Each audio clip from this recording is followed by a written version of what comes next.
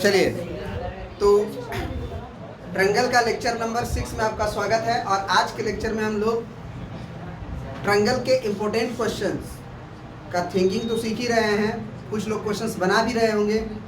Techniques to solve triangle questions. तो आज का भी टारगेट हम लोग का क्या रहेगा? Techniques to solve triangle questions और एनसीईआरटी के क्वेश्चंस को हम लोग करेंगे। कुछ लोगों का नाम है कि सर आगे वाला क्वेश्चन नहीं बन रहा है।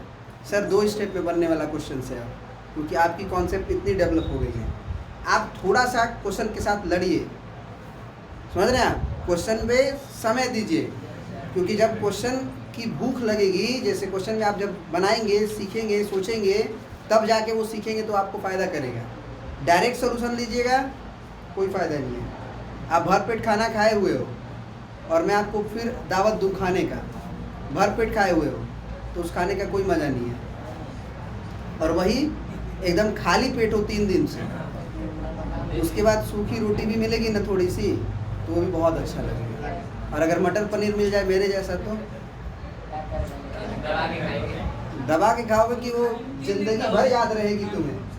तो इसलिए पहले भूख जगाओ, पहले क्या करो? भूख जगाओ। क्वेश्चन नंबर कहाँ से हम लोग को बताना है? 7 से। क्वेश्चन नंबर हम लोग 6 तक देख चुके हैं।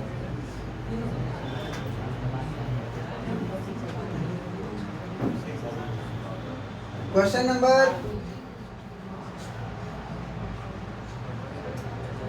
किसकी बात चल रही है सर?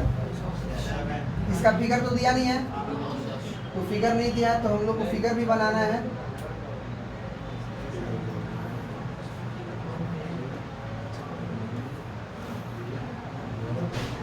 क्वेश्चन दिख रहा है ना साहब साहब?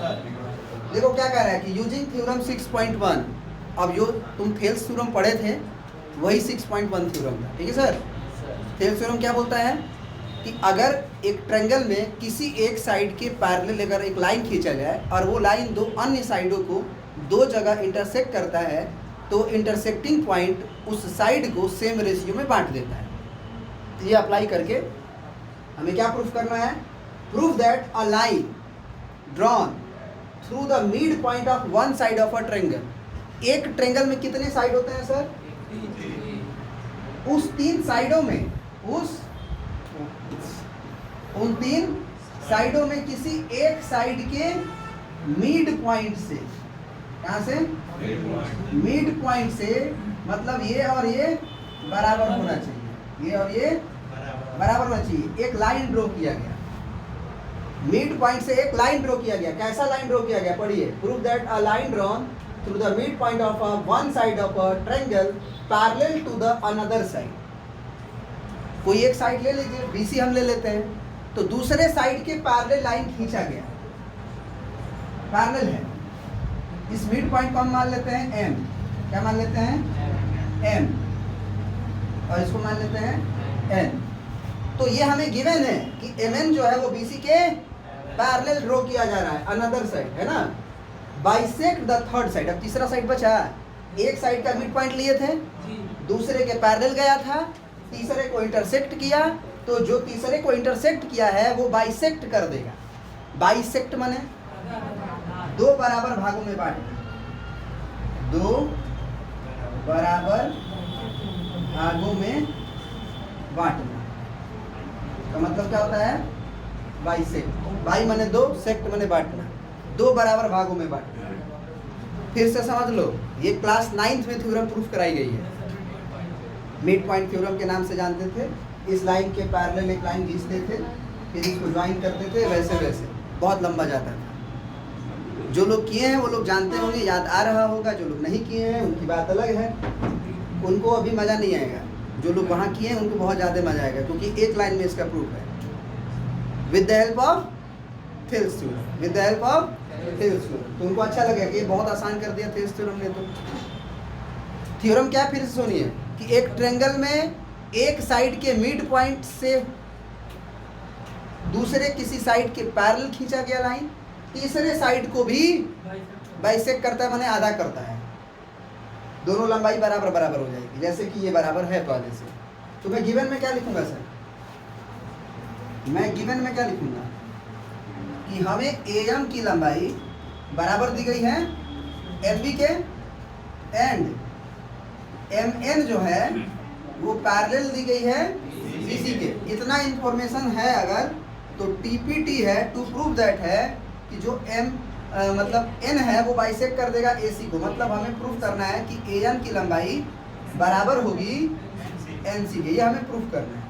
ठीक है सर, कोई कंस्ट्रक्शन का जरूरत नहीं है, प्रूफ। और प्रूफ में मेरे को अभी तक जो मैंने पढ़ा है वो क्या पढ़ा है कि अगर एक ट्रायंगल में एक साइड के पैरेलल अगर एक लाइन हो तो वो साइड बाइसेक्ट हो जाते हैं दो बराबर भागों में कि सेम रेशियो में, सेम रेशियो में। तो मैं लिखूंगा कि in triangle A B C M N is parallel to B C by Thales theorem, then by Thales theorem क्या लिखेंगे हम, एम के बटे में एम बी बराबर एम के बटे में एम बी बराबर एन के बटे में एन सी, एन के बटे में। अब जरा बताइए आप लोग कि एम की लंबाई एम बी के बराबर दी गई है गिवन में, तो हम एम के जगह पे एम बी लिख सकता हूँ। तो मैं यहाँ लिख दूंगा एम बी बटे एम बी, एम बी बटे एम बी। बात समझ में आया, बराबर एन बटे एन सी। कोई पूछेगा कि सर आप एम के जगह पे एम बी कैसे लिख दिए, तो मैं कहूँगा गिवन है एम बराबर एम बी गिवन है, आप चेक कर लीजिए। अब ये दोनों सेम लग रहा है, कट जाएगा एक बार में। अभी एरिथमेटिक प्रोग्रेशन का क्वेश्चन चेक कर रहे थे, कोई बच्चा था शायद जो 21 बटे 21 आया था तो वो काट के 0 लिखा है। काट के क्या लिखा है 0। हम क्या उसे बता देंगे कि इसको काटने के बाद सर 0 नहीं होता है, 1 होता है। उसी तरह से ये दोनों कट के 1 आएगा तो 1 बराबर, अपना कॉपी चेक कर लेना। आया सर, मैं क्रॉस मल्टीप्लाई कर सकता हूँ अब, तो NC बराबर, यही प्रूफ करना था ना आपको कि N से C की लंबाई और A से N की लंबाई बराबर होगी। हो गई कि नहीं प्रूफ? क्या ये बात समझ में आई कि नहीं आई? क्लियर है? एक लाइन में नहीं है, देखो ध्यान से, ये लाइन के बाद ही ना प्रूफ है, ये तो सब लिखा गया है हवा पानी बनाने के लिए, यही ना है खाली। आज उसमें ये दोनों बराबर है, जैसे ही दोनों बराबर है कटेगा कटेगा तो AN बराबर NC। सोच के देखो ना, एक ही लाइन तो है। ये थेल्स थ्योरम से जानते हो, और AM और MB पहले से बराबर दिया था, कट गया, तो जब ये 1 से कट गया तो ये NC इधर आएगा, AN इधर जाएगा, NC बराबर AN। Okay proof. ये तो थोड़ा सा अच्छा लग रहा है, given TPT proof that proof and so on, तो लिखा गया है, नहीं तो एक ही लाइन क्या है जी सर। गिवन टीपीटी प्रूफ, हाँ, अगर जरूरत पड़े तो कंस्ट्रक्शन लिखना पड़ता है। अगर क्वेश्चन को प्रूफ करने के लिए मेरे को अलग से जरूरत पड़ रहा है किसी कंस्ट्रक्शन का तो मैं करूँगा, अदरवाइज डायरेक्ट। ठीक है सर, घर पे बना लीजिएगा। अब क्वेश्चन नंबर 7 देखिए, क्वेश्चन नंबर 8।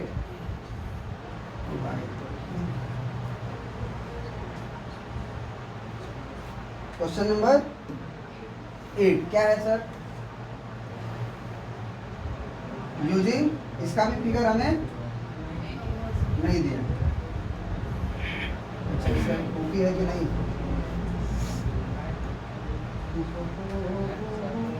खत्म हो गया होता अभी तो।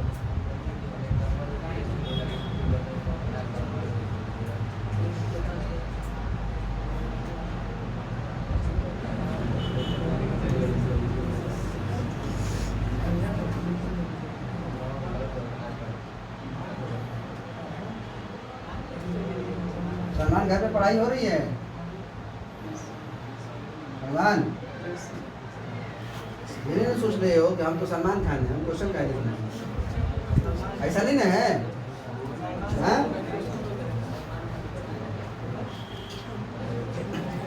यूजिंग थ्योरम 6.2 यानी कि converse of Thales theorem, converse of converse क्या बोलता है, जरा बताओ मेरे को, तुम बताओ पीछे।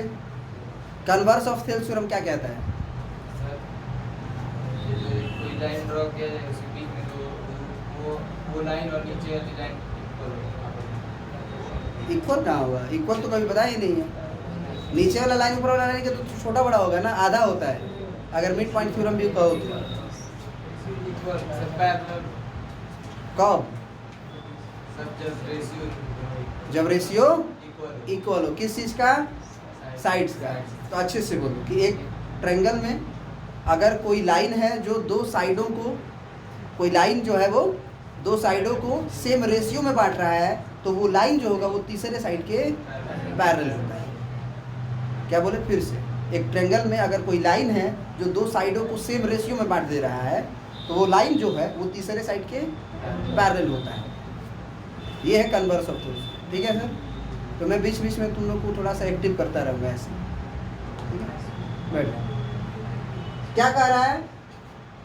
कन्वर्स का यूज करके prove that a line joining the mid points of any two sides of a triangle. Triangle में कितने साइड सर? उस तीन साइड में कोई भी दो साइड के मिड पॉइंट को क्या करिए? जोड़ दीजिए। मिड पॉइंट को जोड़ना है सर। तो ये बराबर ये है और ये बराबर। अच्छा, ये कह सकते हो कि ये और ये भी बराबर है, ये और ये भी बराबर है? नहीं सर। कैसे नहीं? क्योंकि इसका जवाब सुनो। जैसे एक ट्रायंगल है ना, तो इस साइड का मिड पॉइंट ये हुआ, बोलो, तो ये बराबर ये है ना, इस साइड का मिड पॉइंट ये ना हुआ, और ये बराबर है। तो इसको अगर दोनों मिड पॉइंट को मिलाओगे, मिड पॉइंट 1 मिड पॉइंट 2, अगर दो साइड के मिड पॉइंट को यदि ज्वाइन करोगे तो वो मिड पॉइंट तीसरे साइड के क्या होगा? पैरेलल होगा। तीसरे साइड के क्या होगा? पैरेलल होगा। ये प्रूफ करो। तो कहाँ ये और ये बराबर लग रहा है? ये लंबाई और ये लंबाई बराबर थोड़ी लग रहा है। समझ में आ रही बात ना? इस साइड के मिड पॉइंट को इस साइड के मिड पॉइंट से ज्वाइन करोगे तो वो जो ज्वाइन करने वाला लाइन है वो तीसरे साइड के पैरेलल हो जाएगा। समझ रहे हो? क्वेश्चन समझे कि नहीं समझे? तो मेरे को ऐसा फिगर ही नहीं बनाना चाहिए जिसमें तुम्हें ये फील हो कि वो भी लंबाई आपस में बराबर होगा। तो ये कर देते हैं हम, ए बी सी, इसका मिड पॉइंट यहाँ ले लेते हैं। अंदाजी से लेना है, मत सोचना कि थोड़ा सा सर ऊपर होगा थोड़ा सा नीचे होगा, पकड़ाने लगोगे। अंदाज से वो सेट कर लो, थोड़ा इधर उधर चलेगा। गिवन क्या है सर? देखो एक लाइन में कैसे प्रूफ होगा, एक लाइन में कैसे प्रूफ होगा कि सर M1 को और M2 को क्या बोला गया है कि AB का मिड पॉइंट है और AC का मिड पॉइंट है। मतलब हमें गिवन इंफॉर्मेशन क्या हो गया? AM1 बराबर M1B, तभी ना मिड पॉइंट होगा यार। फिर AM2 बराबर M2C, तभी ना मिड पॉइंट होगा। और मैं अलग से ये चेक कर रहा हूँ, AM1 बटे में M1B निकाल रहा हूँ, कितना आएगा? ठीक है सर। और मैं इसको चेक किया तो पता चला कि AM1 तो M1B के बराबर था। तो M1B के जगह पे मैं AM1 लिख सकता हूँ। तो ये दोनों कट के कितना आया? यानी कि हमें पता चला कि AM1 बाई M1B 1/1 आया। अब मैं RHS देखता हूँ, AM2 बाई M2C। तो मेरे को पता चला कि AM2 जो था वो बराबर था M2C के। तो M2C के जगह पे मैं AM2 लिख सकता हूँ। तो ये कट के कितना आएगा? तो ये भी 1/1। तो मैं बोलूँगा इक्वेशन 1 का और इक्वेशन 2 का RHS बराबर है। ये भी 1 है, ये भी 1 है, तो LHS भी बराबर है। इसका मतलब कि AM1 बटे में M1B बराबर हो गया AM2 बाई M2C। जैसे ही रेशियो बराबर by converse of Thales theorem कितना हो गया sir? M1 M2 is parallel to BC। Proof. समझ में आई बात? अब मैं गिवन में क्या लिख सकता हूँ कि मेरे को AM1 बराबर दिया गया था M1B के, एंड AM2 बराबर दिया गया था M2C। TPT में मैं क्या लिखूंगा, मुझे प्रूव करना है कि M1 M2 जो है वो पैरेलल हो जाएगा। अच्छा, कोई जरूरी है कि M1 M2 मानेंगे, कोई DE नहीं मान सकता है ना। हमें M1 प्यारी है, समझ रहे हो क्या? आप नहीं समझ रहे हो, कुछ लोग समझ गए। प्रूफ में ये बात है, ये मैंने कैसे लिखा, खुद से लिखा, क्योंकि मेरे को रेशियो बराबर करना था। मैं देखा कि ये भी सेम है तो कटेगा तो 1 आएगा, ये भी सेम है तो कटेगा तो 1 आएगा। जब दोनों 1 ही है मतलब रेशियो बराबर है। क्लियर है सर? तो ये बातें आपका यही से आपका क्या हो गया, ये प्रूफ हो गया। कह रहे थे ना कि टेंशन है सर, कोई दिक्कत? समझ गए? कोई दिक्कत है नहीं ना है? इसमें घबरा रहे थे सर, बहुत हार्ड है, समझ में नहीं आ रहा, क्या करें सर। क्वेश्चन नंबर 9 में तकलीफ है। 9 का फिगर दिया है क्या? फिगर नहीं दिया है, उस फिगर किसका है? अच्छा 6 वाले का है, कोई बात। 10वां बता दें, 9वां ना बताएं? तो 9वां नहीं आ रहा है तो इसी तो बताऊंगा ना मैं। हो सकता है किसी बच्चे का बन गया हो तो वो थोड़ा बर्दाश्त करे, हो सकता है अगला क्वेश्चन उसका ना बने, किसी और का बन जाए। सर घबराने की जरूरत नहीं है, आप जितना पढ़े हो उतना इंफॉर्मेशन का यूज करो, फिगर को ड्रॉ करो अकॉर्डिंग टू सिचुएशन। क्या सिचुएशन है? ABCD इज ट्रेपेजियम, तो ट्रेपेजियम है तो मन में होना चाहिए ऐसे कि आमने सामने का साइड पैरेलल, ये दिमाग में होना चाहिए। सर हो गया कि नहीं हुआ?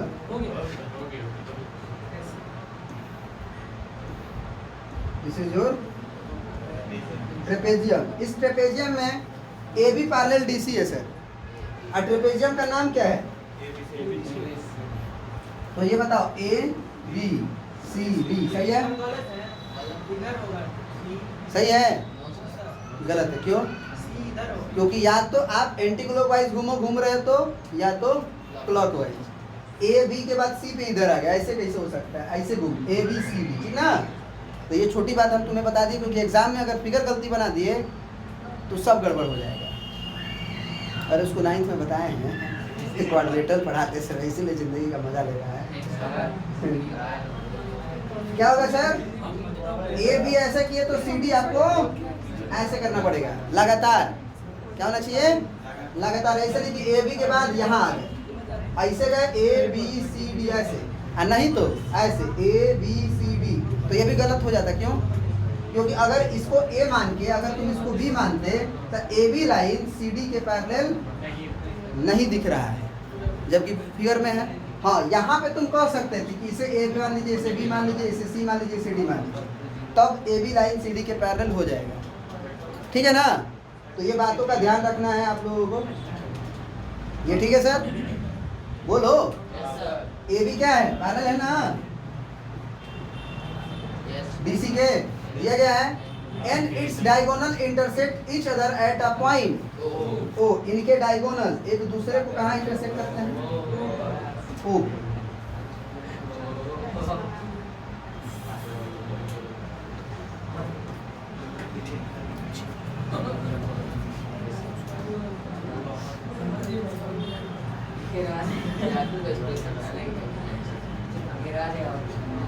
ये पॉइंट का नाम सर O है। तो दिक्कत है सर?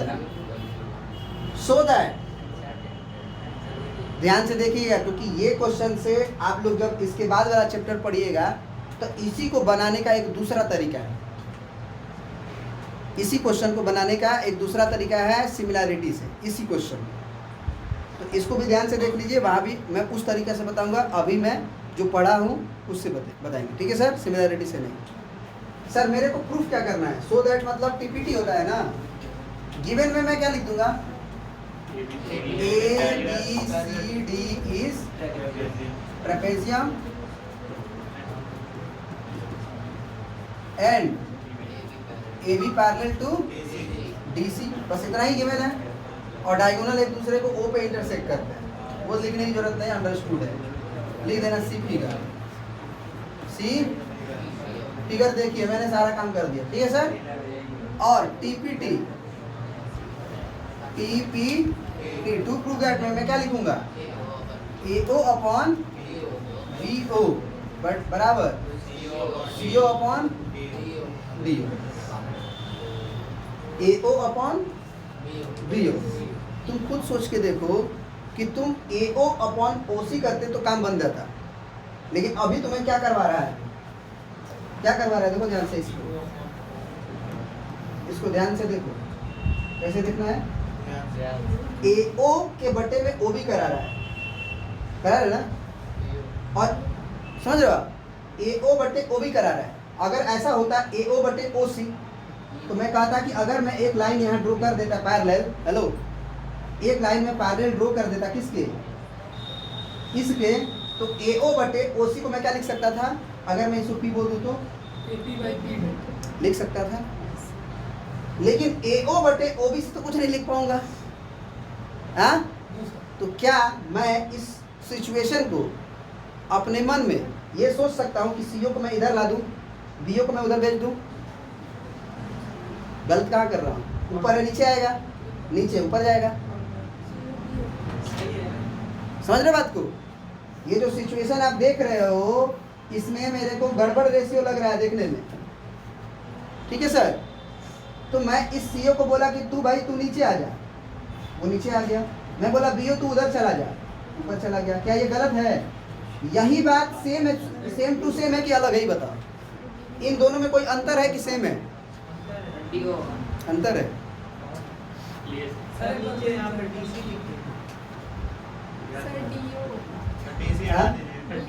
AO बटे CO, BO बटे, अब सही है। मतलब हम हमारी भावनाओं को समझो, तो मिस्टेक से ओ छूट गया था, मिस्टेक से ओ छूट गया था, लेकिन इन दोनों में कोई अंतर है? बिल्कुल एक ही बात है, बिल्कुल, क्योंकि मैं एक ही इक्वेशन को रीअरेंज किया हूं। मैं क्रॉस मल्टीप्लाई कर सकता हूं इसमें, तो AO का गुना किसमें होगा, DO में, और CO का गुना, और उसके बाद वाला स्टेप में मैं क्या कहूंगा कि AO के नीचे क्या कर लो, CO को बुला लो, इधर मल्टीप्लाई में है, डिवाइड में आ जाएगा, नहीं आ जाएगा जी, नहीं बोल रहे हो, और BO को वहीं रहने दो, इधर DO मल्टीप्लाई में है, डिवाइड में कर दो, यही ना स्टेप मैं लिखा हूं यहाँ पे। ऐसा क्यों किया, ये बात समझ में आया कि नहीं? ऐसा क्यों किया, ये बात समझ में आया कि नहीं? बोलो क्यों किया, बताओ। क्योंकि मेरे को AO बटे OC होता तो मेरे पास एक थेल्स थ्योरम नाम की चीज थी, या कन्वर्स ऑफ थेल्स थ्योरम नाम की चीज थी, ठीक है सर। तो ये तो हिंट मिल गया। प्रूफ करना है मेरे को इतना सही, तो मेरे को इसमें कंस्ट्रक्शन करना पड़ेगा। क्या करना पड़ेगा? क्यों कंस्ट्रक्शन करना पड़ा, ये पता चला? क्योंकि रेशियो जो है AO upon OC AP upon PB के तभी हो सकता है जब लाइन पैरेलल खींचा जाए, क्योंकि लाइन पैरेलल होता है तभी तो थेल्स थ्योरम लगता है। बोलो, तो हम किसके पैरेलल लाइन खींचेंगे? देखो ये मेरे को दिमाग में रखना है कि मेरे को AO अपॉन CO बराबर क्या लाना है, BO अपॉन OD। तो सुनना ध्यान से, कभी भी जिस चीज को मेरे बराबर प्रूफ करना है उसका राइट हैंड साइड में दोनों में सेम आना चाहिए। इसका लेफ्ट हैंड साइड को देखो, AO बाई CO किसके बराबर हो जाएगा, AO by CO AP upon PD के, और आरचेस देखो BO अपॉन BO था ना जी, BO अपॉन DO था ना, BO अपॉन DO। अब बताओ BO अपॉन DO किसके बराबर लिख सकते हो, BO अपॉन DO किसके बराबर लिख सकते हो? काहे रिकंस्ट्रक्शन करेंगे? हाइट एंगल बनी के दिखत, हाइट एंगल नहीं दिख रहा है तुमको? कहोगे कि सर ये लाइन तो इसके पैरेलल था, इसके थोड़ी था। हम कहेंगे नहीं सर उसके भी था। क्यों सर? क्योंकि ये लाइन पहले से पैरेलल था और आपने इसके पैरेलल इसका खींचा है, तो तीनों आपस में नहीं पैरेलल हुआ। अगर दो लाइनें आपस में पैरेलल है और आप किसी एक लाइन कह रहे हैं कि हम AB है CD है और मैं CD के पैरेलल खींच रहा हूँ, AB के नहीं, मैं CD के पैरेलल खींच रहा हूँ और AB पहले से CD के पैरेलल है, सर तीनों पैरेलल नहीं हो जाएगा? तो उस हिसाब से मैं उसी ट्रायंगल में फिर क्या लिख सकता हूँ? BO अपॉन DO क्या लिख सकता हूँ? AP अपॉन LHS भी AP बाई PD, RHS भी AP बाई PD, सेम हो गया प्रूफ? हुआ प्रूफ? इसको पढ़ा लगाओ। हाँ, कंस्ट्रक्शन क्या किए हैं सर? क्या किए हैं? Draw PO parallel to DC। मैं यही किया हूँ केवल। क्या ये बात समझ में आ रही है सबको कि नहीं आ रही है? पहली बार सोच रहे हो? हेलो, पहली बार सोच रहे हो? क्लास 10 एक बार पढ़े थोड़ी हो, तो थोड़ा बहुत दिक्कत तो आएगा ही, लेकिन सोचो कि इस तरह का क्वेश्चंस में मैंने आज क्या सीखा कि रेशियो कभी कभी सीधा नहीं दिया रहता है। ये रेशियो जो दिया था AO बाई BO, देख रहे हो? A से O और फिर B से O दिया था, फिर इधर C से O दिया था और D से O दिया था, तो कंफ्यूजिंग लग रहा था, तो बात को घुमा के दिया था, बतवा वही दिया था। कैसे सर? मैं CO को इधर बुला लिया, BO को उधर भेज दिया, तो अब सीधा सीधा चल रहा है कि AO के डिवाइड में CO और BO के डिवाइड में OD, तो अब सीधा सीधा हुआ। तो ये यहाँ से तुम हमेशा याद रखना, ये क्वेश्चन से तुमने क्या सीखा कि रेशियो कभी कभी सेम नहीं देता है, जैसे थेल्स थ्योरम यूज होता है वैसे नहीं देता है।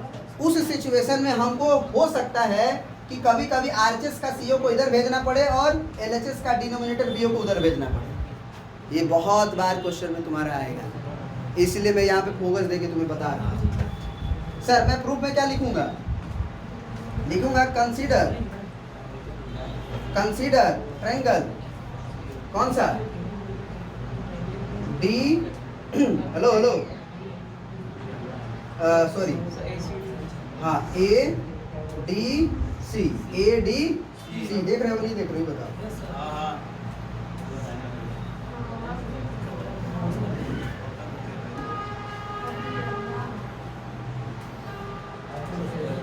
कौन सा? ADC में क्या देखे तुम?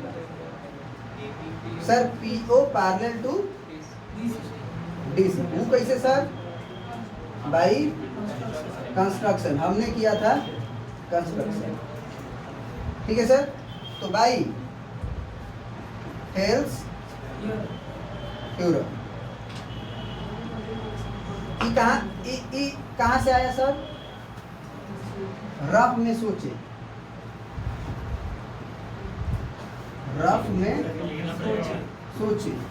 नहीं लिखना नहीं है, रफ में सोचना है। डायरेक्ट नहीं ना दिया सर, डायरेक्ट नहीं ना दिया, तो आपको उधर से इधर भेजना पड़ा, इधर से उधर भेजना पड़ा ना।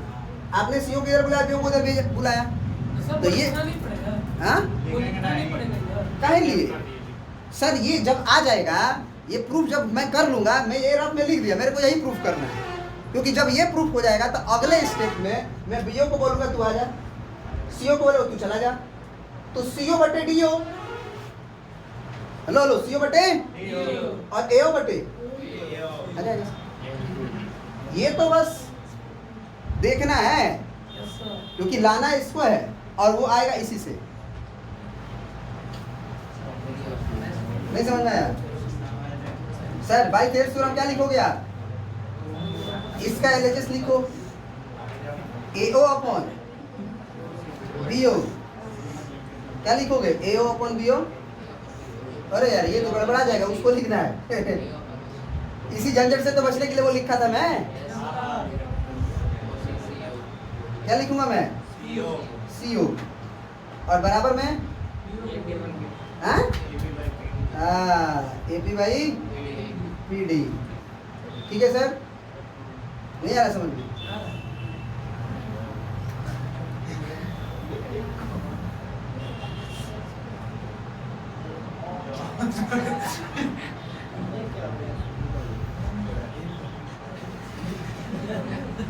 हाँ क्या हुआ?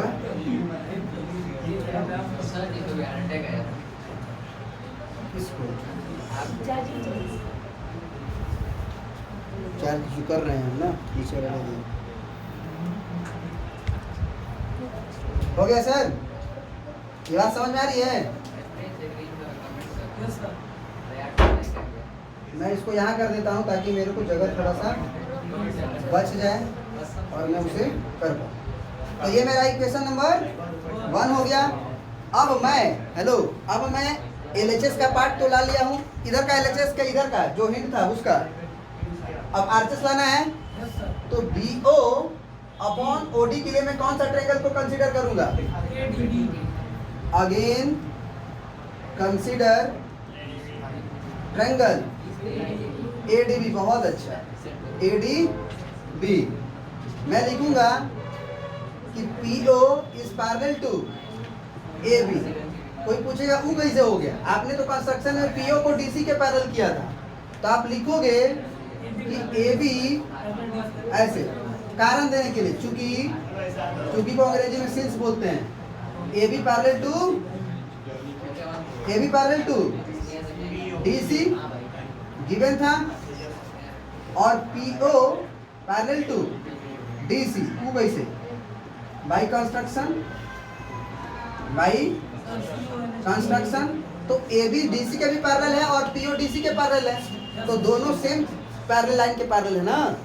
तो यहाँ से क्या इंप्लाई हुआ कि AB भी पैरेलल हुआ PO के। तो यही तो लिखे हैं, PO पैरेलल टू AB। ये दोनों बातों से ये इंप्लाई हुआ है ना? नहीं समझे? AB पैरेलल DC के था पहले से, और PO को तुम DC के पैरेलल खींचे थे, तो PO लाइन DC के पैरेलल और AB भी लाइन, इसका मतलब PO और DC भी पैरेलल है। DC RHS सेम है तो LHS सेम होगा। तो बाई थेल्स थ्योरम, क्या होगा सर? ये अगर पैरेलल है तो RHS देखो, इधर का नहीं उधर का देखना, BO अपॉन DO किसके बराबर? AP बाई कितना? PD। इसमें PD लिखे थे, PD लिखो, PD ठीक ना? इसको क्या बोल देंगे? 2। तो फ्रॉम 1 and 2 ये भी एक में भी AP बाई PD के बराबर AO बाई CO और AP बाई PD के ही बराबर DO बाई DO। तो मतलब दोनों का LHS बराबर होगा। तो मैं क्या लिख दूंगा? From 1 and 2 AO by CO बराबर BO अपॉन। लेकिन मेरे को ये प्रूफ नहीं करना था, देखो। तो मैं इसके बाद वाला स्टेप में कहूंगा कि BO तू न्यूमरेटर में है, डिनोमिनेटर में इधर आ जा। तो वो कहेगा ना कि हाँ ठीक है, नियम के अनुसार आ रहे हैं। CO डिवाइड में उधर चला जा। समझ रहे हो कि नहीं? बोलो, आ गया प्रूफ? AO बाई BO बराबर CO बाई DO। तो सर उसको पूरा क्रॉस मल्टीप्लाई करके दिखाएंगे या डायरेक्ट लिखेंगे? ये गलत है, मतलब ऐसे करके दिखाएंगे या डायरेक्ट लिखेंगे? आपकी इच्छा, आप जैसे भी दिखा सकते हैं, कोई गलती नहीं है सर। अगर नंबर काटता तो मैं क्यों लिखता सर? खुद ही शक करने लगते हैं, लगते हैं कि क्या बोलेंगे, बात नहीं बना तो बोल के तो देखो बात बन जाए, और उसी चक्कर में दूसरा बोल के निकल जाए, तुम्हारा काम बिगड़ गया।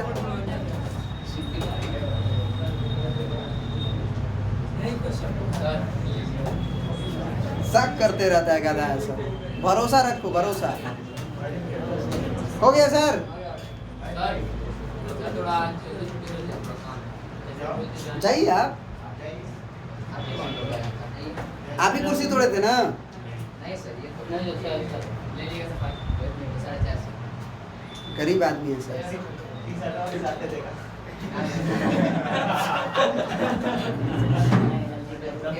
देख ही रहे ना, अभी देखिए, अभी जैसे ही अभी 4 एडमिशन मेरे पास हो चुका है, ठीक है ना?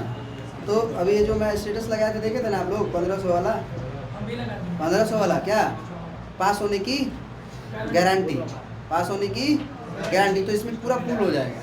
तो मेरे को बेंच डेस्क हटा के क्या करना पड़ेगा, कुर्सी लगवाना पड़ेगा, क्योंकि ज़्यादा से ज़्यादा लोग आ पाएँ और उसमें लिमिटेड सीट रहेगा। तो आप लोगों से भी मेरा रिक्वेस्ट है कि अपने दोस्तों यारों से, जो लोग भी हमारे उस क्लास को ज्वाइन करना चाहते हैं, वो जल्दी से जल्दी एडमिशन ले लें, क्योंकि अगर सीट फुल हो जाएगा तो फिर मैं मजबूर हो जाऊंगा नहीं देने के लिए, ठीक है ना? ये बात को याद रखिएगा। जिनका छूटा है वो ले लें, जिनका नहीं छूटा है उनको लेने की ज़रूरत नहीं है। और सुनिए ध्यान से, एक और बात मैं बता देता हूँ, अगर 1-2 चैप्टर किसी को पढ़ना है, मान लीजिए पीछे का छूटा है 1-2 चैप्टर, तो उसका मैं पैसा नहीं लूँगा। आपको उसमें बता दिया जाएगा कि अब ये चैप्टर शुरू हुआ है, आप आ जाइएगा, ठीक ना? हाँ, 1-2 चैप्टर छूटा होगा तो नहीं। अब एक बार 6 चैप्टर 7 चैप्टर छूटा है, तब तो भैया देना पड़ेगा। पूरा नहीं देंगे, आधा दीजिए, ठीक ना? चलिए 1 अक्टूबर से सर, 1 अक्टूबर से बैच स्टार्ट हो जाएगा। टाइमिंग बताया जाएगा, ऐसा नहीं कि रात को बुलाया जाएगा, आपके अनुसार ही रहेगी टाइम।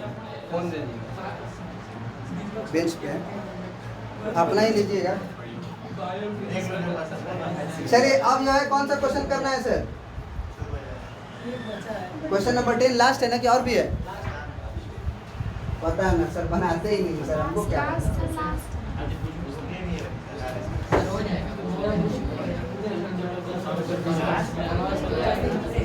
उसी का कन्वर्स है सर।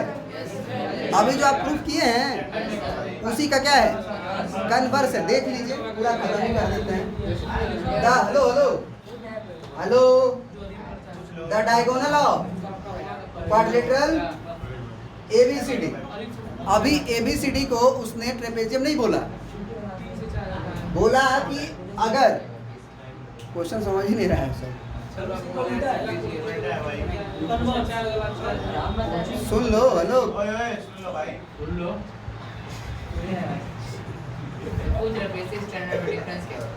मैं बताऊंगा, मैं बता भी देता हूँ। बेसिक में क्या होता है कि जो भी बच्चा बेसिक लेगा उसका क्वेश्चन केवल NCERT से आएगा, लेकिन जो बच्चा स्टैंडर्ड लेगा वो ये NCERT के में न रहे, क्योंकि क्वेश्चंस बाहर से पूछना है। मैंने 2-3 बार का बेसिक का एनालाइज किया, बेसिक में सीधे क्वेश्चन NCERT से उठा के देता है।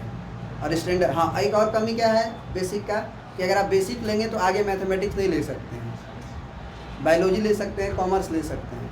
लेकिन अगर आप स्टैंडर्ड मैथ लेके पढ़ते हैं तो आगे आपकी चॉइसेस हैं, आप साइंस मैंने बायोलॉजी भी ले सकते हैं, कॉमर्स भी ले सकते हैं, मैथ्स भी ले सकते हैं।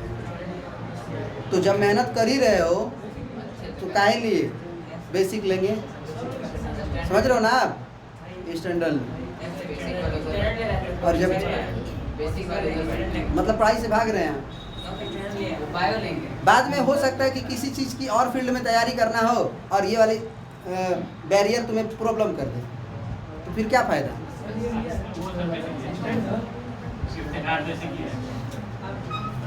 जो भी उसका चॉइस है, मतलब उसके ऊपर है, ठीक है ना? NCERT ये भी नहीं कि बेसिक में बहुत आसान क्वेश्चन देता है, ये भी गलत फहमी में मत रहना।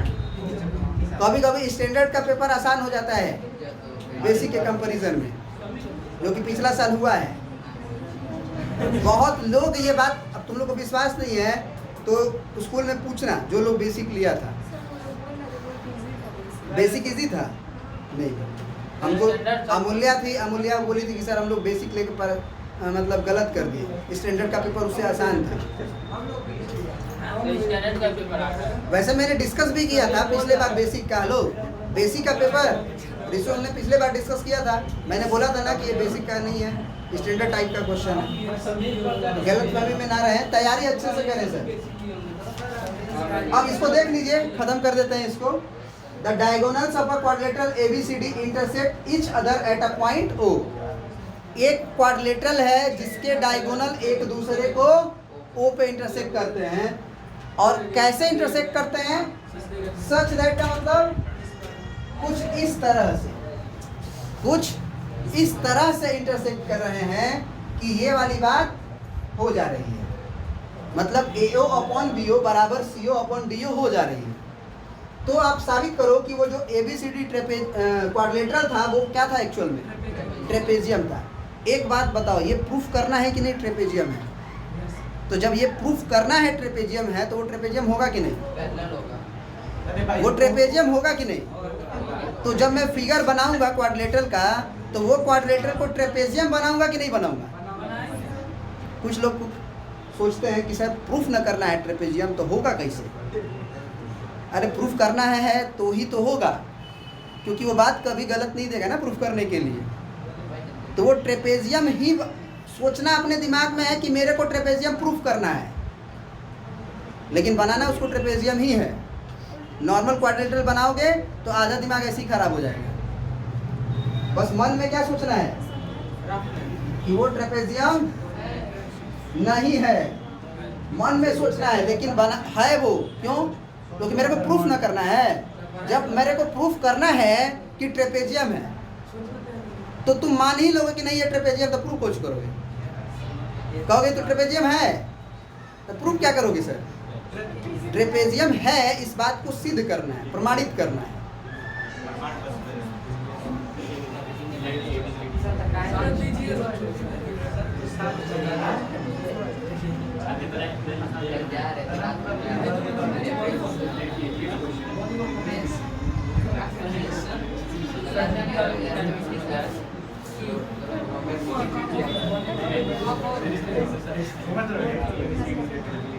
अब इस क्वेश्चन को आप लोगों को करना है,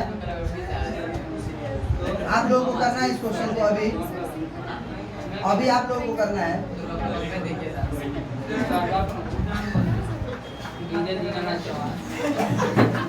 गिवन क्या है सर?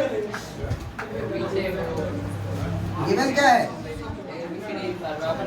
एक ट्रेपेजियम नहीं है ये, हमें गिवन है AO अपॉन BO बराबर।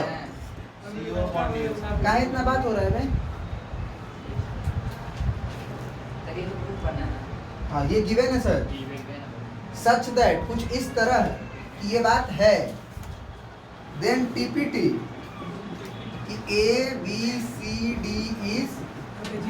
अब ट्रेपेजियम प्रूफ करना है तो मेरे को इनडायरेक्टली क्या प्रूफ करना है बताओ? AB parallel DC।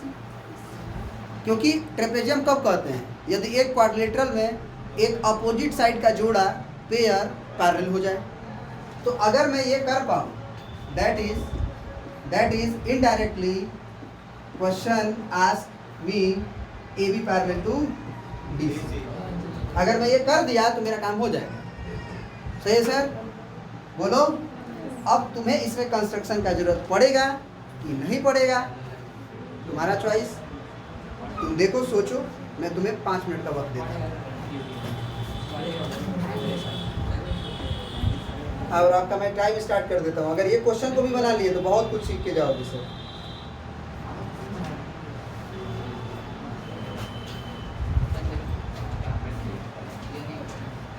जो वीडियो के अंदर हैं, वीडियो को पॉज करिएगा और आराम से इत्मीनान से बनाइएगा और उसके बाद देखिएगा। देखिए कम से कम मैंने 6 मिनट दिया। बहुत बच्चे बनाए भी हैं और बहुत बच्चे सोचे हैं, बहुत अच्छा किए सोच के। कम से come hello hello hello hello, मेरे को दिया क्या है? मैं कंस्ट्रक्शन तो करूँगा, लेकिन मेरे को दिया क्या है और मेरा उद्देश्य क्या है, पहले इसको समझिए। मेरे को जो दिया है AO/BO, वो उल्टा दिया है ना, AO और BO। तो पहले मैं रफ में क्या करूँगा? इसको सीधा कर लूँगा। तो मान लो मेरा ये रफ है, और इस रफ में सब लोग ध्यान दें बोर्ड पे, AO बाई मैं CO लिख लूँगा और बराबर BO बाई DO लिख लूँगा। मेरे को बस यही दिमाग में रखना है कि AO बाई CO और BO बाई BO करना है। तो मैं जो कंस्ट्रक्शन करूंगा उसमें किसके लाइन के पैरेलल, कोई भी, सब लोग ध्यान दीजिए बोर्ड पे, इसमें थ्योरी क्या यूज होगा, कॉन्सेप्ट क्या यूज हुआ उसको देखिए। मैं इसमें करूंगा, जैसे ही मैं OD या फिर मैं इसको P बोल दिया अगर, और मैं OP को कंस्ट्रक्ट किया है DC के पैरेलल, किसके पैरेलल, एक तो पैरेलल खींचना पड़ेगा ना, और जो कंस्ट्रक्शन किया जाता है वो डॉटेड लाइन से किया जाता है। किससे? अगर पिछला क्वेश्चन में मैं नहीं किया हूँ तो वो कर लीजिएगा, हाँ, डॉटेड लाइन से। तो देखिए क्या फायदा होगा, जैसे ही आप जैसे ही आप PO को कंस्ट्रक्शन में DC के पैरेलल करिएगा तो PO अपने आप AB के पैरेलल नहीं हो जाएगा, क्योंकि आपको थोड़ी दिया गया है कि ABCD ट्रेपेजियम है। बात समझ रहे हैं? एक लाइन के पैरेलल आप खींच सकते हैं, एक लाइन के पैरेलल आप खींच सकते नहीं खींच सकते हैं, लेकिन वो दूसरा के भी पैरेलल हो जाए तब ना प्रूफ हो पाएगा कि नहीं ABCD एक ट्रेपेजियम है, क्योंकि DC के लाइन पैरेलल होगा AB के तभी ना। ये बात समझ में आ रही कि नहीं आ रही है? यस। तो यहाँ पे ध्यान से देखिएगा, अगर बाई कंस्ट्रक्शन अगर OP पैरेलल हो गया DC के तो आप क्या लिख सकते हैं? आपने कंस्ट्रक्शन में क्या लिखा है? Draw PO parallel to DC। अब अपने प्रूफ को देखिए जरा, प्रूफ को देखिए। प्रूफ में आप लिखेंगे इन ट्रायंगल, कौन सा? ADC। ADC में आप क्या लिख सकते हैं कि PO जो है वो पैरेलल है DC के। तो भाई ये कैसे? बाई कंस्ट्रक्शन, बाई, और हम अब जो लिख रहे हैं by Thales theorem, by Thales theorem की लाइन पैरेलल होगा तो रेशियो बराबर होगा AP बाई PD बराबर AP बाई PD बराबर AO बाई CO कर सकते हो, OC भी कर सकते हो। गिवन क्या है सर? इतना तो आपने बाई कंस्ट्रक्शन लिखा, आपको गिवन क्या है? आपको गिवन क्या है? AO बाई BO बराबर CO अपॉन, और इसमें आप AO बाई CO ला सकते हैं कि नहीं ला सकते हैं? नहीं ला सकते हैं। कैसे? उसको इधर खींच दीजिए तो AO बाई CO बराबर, तो आप इधर बाद में है ये, तो आप इसे बाद में लिख दीजिए। BO बाई DO बराबर, इसको 2 मान लीजिए, मान सकते हैं ना। तो फ्रॉम 1 into क्या लिखिएगा? फ्रॉम 1 into क्या लिखिएगा कि AO बाई CO ही, ये भी AO बाई CO ही है, तो AP बाई PD किसके बराबर हुआ? AP बाई PD किसके बराबर हुआ? BO upon DO, BO upon. अब पिक्चर को जाके देखिए फिगर में हुआ क्या? AP का रेशियो किसके साथ? PD के साथ, बोलिए, बराबर हो रहा है। BO का रेशियो किसके साथ? DO के साथ। तो कौन कौन लाइन पैरेलल हो जाएगा? PO और, हो गया कि नहीं? तो मैं बाई कन्वर्स ऑफ, क्योंकि रेशियो बराबर आया है, बोलिए, रेशियो बराबर आया है, तो by converse of Thales theorem PO parallel to, हाँ? अरे भैया AP के बाई में PD और BO के बाई में OD, तो ये लाइन ना ये लाइन के पैरेलल हुआ, PO पैरेलल टू AB। अब देखिए ध्यान से देखिए, 1 2 माने हैं ना केवल, बोलिए, तो इसको मान लीजिए समीकरण नंबर 3 मान लीजिए। और आपने जो कंस्ट्रक्शन में किया है, क्या किया है आपने कंस्ट्रक्शन में सर? इसको इक्वेशन नंबर 4 मान लीजिए। वो कहिएगा सर 4 तो सर बाद में आना चाहिए, पहले 3 आना चाहिए सर, इससे कोई मैटर नहीं करता। जो जब हमको जिस इक्वेशन का नाम का, ये नामकरण है सर, ये जो हम 3 मानते हैं इसका नाम मानते हैं। क्यों? क्योंकि मेरे को समझाना है कि मैं किस किस समीकरण का हेल्प लेके ये बात कह रहा हूँ। ठीक है सर? तो जब जैसा जरूरत पड़ेगा वैसा मानूंगा मैं। ऐसा नहीं कि पहले 3 होना चाहिए बाद में 4 होना चाहिए। आप इसको 10 मान लो, इसको 11 मान लो, कोई फर्क नहीं पड़ता। फ्रॉम 10 एंड 11 लिख दोगे। दोनों से क्या इम्प्लाई हो रहा है कि पीओ डीसी के पैरेलल और वही पीओ एबी के पैरेलल। पीओ के पास जाओ, पीओ भाई तुम किसके पैरेलल हो? डीसी के। पीओ भाई ने बोला कि मैं डीसी के पैरेलल हूँ। फिर पीओ भाई के पास गए, भाई पीओ भाई तुम किसके पैरेलल हो? एबी के पैरेलल। तो एक ही लाइन, दोनों लाइन के पैरेलल मतलब वो भी आपस में पैरेलल है। तो मैं ये बोलूँगा फ्रॉम 3 एंड 4, फ्रॉम 3 एंड 4। बात समझ में आ रही है?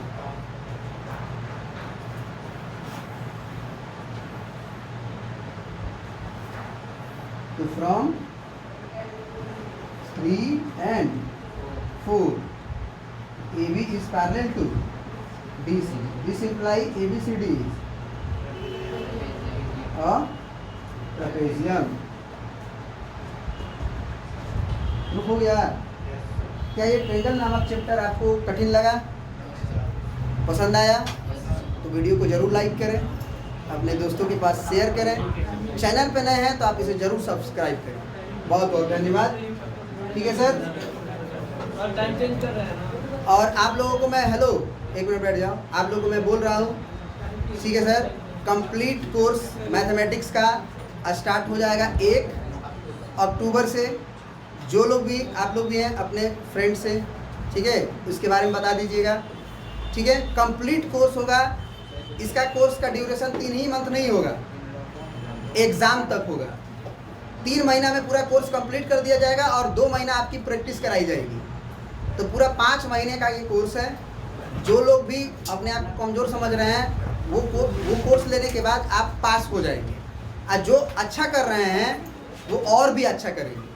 ठीक है सर। तो अपने दोस्तों यारों के इस कोर्स के बारे में बताइए, ज़्यादा से ज़्यादा लोग जोड़िए।